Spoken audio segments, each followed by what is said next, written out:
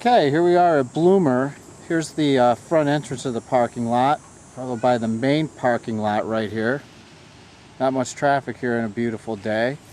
You'll notice the huge playscape here, and then the distinguishing feature of the park, the big stone pavilion. And off to the left of the pavilion entrance is going to be a pathway to the steps, which we're going to take. You can see there's plenty of places to stretch, to get water. You're going to need to stretch, trust me. And here's going to be the main focus of the workout, are going to be these stairs right here. There's about 200 of them, and they go all the way to the bottom of this hill, and I'll show you that in a minute. What I like to do is I start by stretching for a while, and then I'll take a brisk walk down these steps. It's almost 200 of them. Try and keep this steady and moving along quickly so you don't get too bored.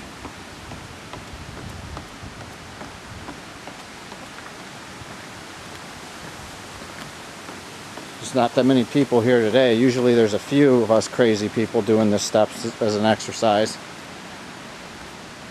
Here's the main stretch, which goes almost all the way to the bottom. Usually you can see a lot of wildlife, little critters running back and forth.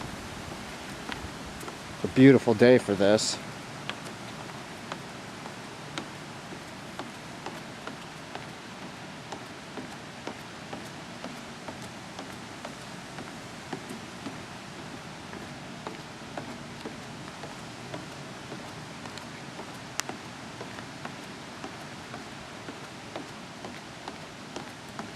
And we're almost to the bottom.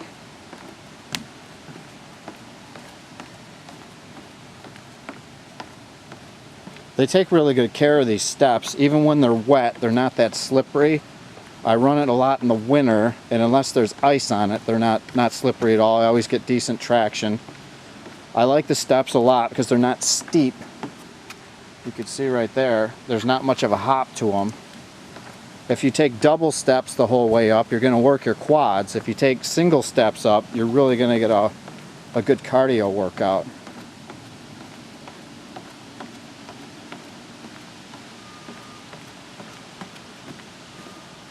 And here we are at the bottom of the steps. And right along path marker 18. You'll be seeing this more a little bit later, because this path marker is going to mark the end of our workout and the beginning of the next part of our workout. But for now, we're at the bottom of all those steps, and you can get a great look at where we just came from. And this is where the jog, run, or walk begins, depending on your fitness level.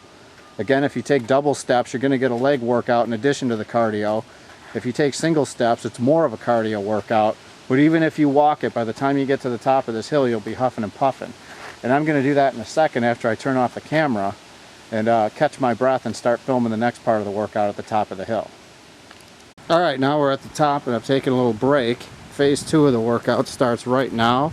What we do is hop on a path that goes probably 1/8 of a mile past the stone pavilion.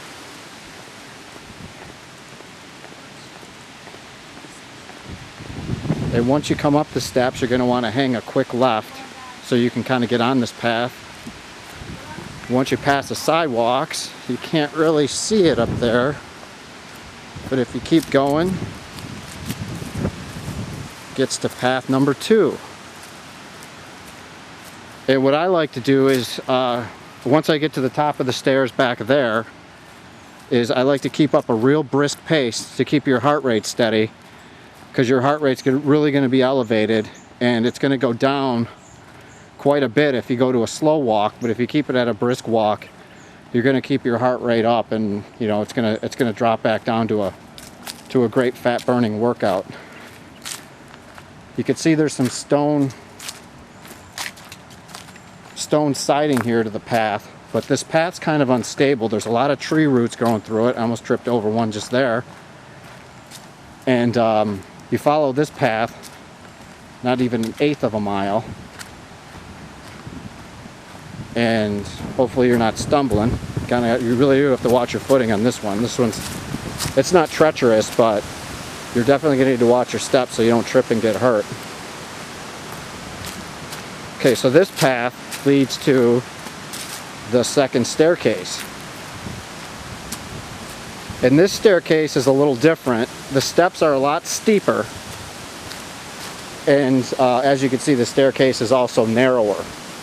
But it's about the same number of steps, or about the same type of distance down. I'll walk this real quick.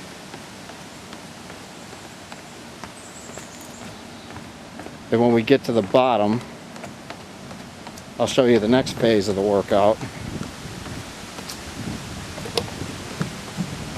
As you can see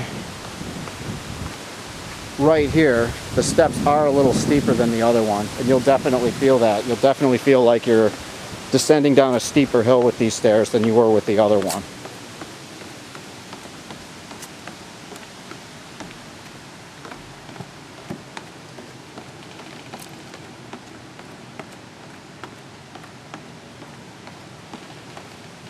And I can hear a woodpecker.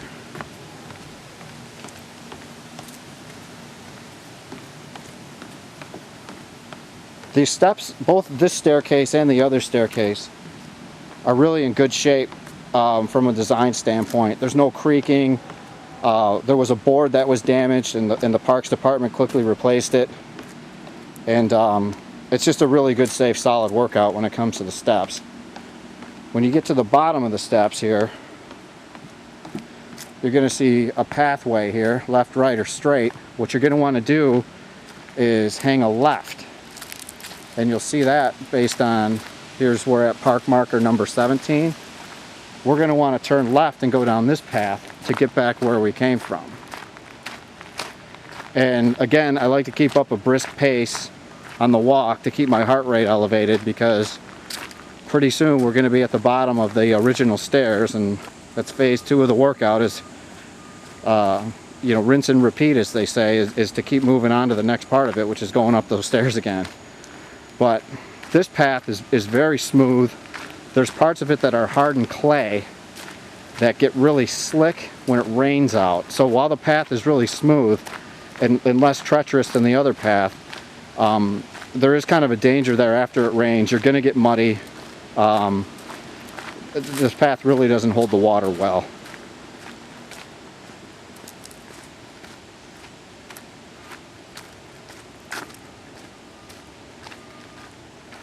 This is also a great place to mountain bike. I see a lot of mountain bikers cruising all the paths. There's 8 miles of paths here at Bloomer. And the mountain bikers use every one of them. Some of them are nice and smooth like this, and some of them are really challenging.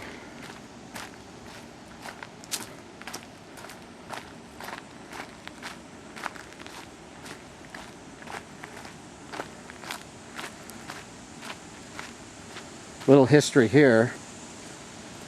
That's not a green lake, and it's not even a green river. It's part of a canal system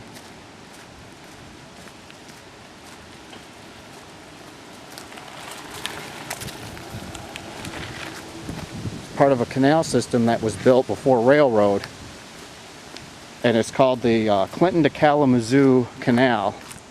And it was designed to build a canal from here all the way to Kalamazoo for transport. But the shipping industry and the railroads got in the way, and the funding was canceled. But here's where it started.